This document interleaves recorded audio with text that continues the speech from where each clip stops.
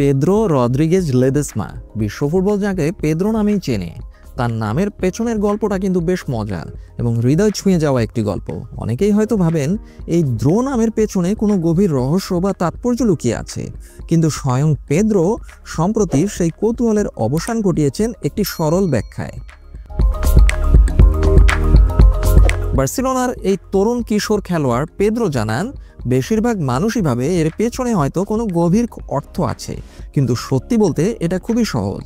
Pedro হাসতে হাসতে বলেন, আমি যখন ছোট ছিলাম তখন আমার বড় ভাই পেদ্রো নামটি ঠিকমতো উচ্চারণ করতে পারতেন না। তিনি আমাকে দ্রো বলে ডাকতে শুরু করেন, আর সেই থেকেই দ্রো নামটি আমার সঙ্গে আঠার মতো লেগে যায়। মজার ব্যাপার হলো, এই নামটি বার্সেলোনায় তার জন্য আরও বেশি কার্যকর প্রমাণিত হয়।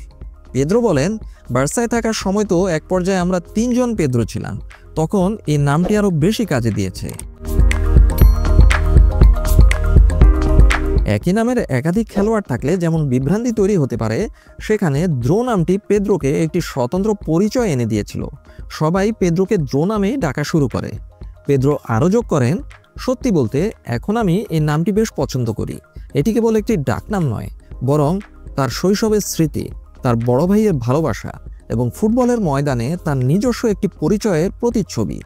একজন খেলোয়াড়ের নামের পেছনে এমন একটি সরল অথচ গভীর ভালোবাসার গল্প রয়েছে, যা ফুটবল প্রেমীদের কাছে নিঃসন্দেহে তা আরও বেশি আকর্ষণীয় করে তোলে। পেদ্রো রদ্রিগেজের বর্ণাঢ্য ক্যারিয়ারের মতোই তার এই নামটিও এখন ফুটবলের ইতিহাসে একটি মিষ্টি অধ্যায় হিসেবে রয়ে যাবে।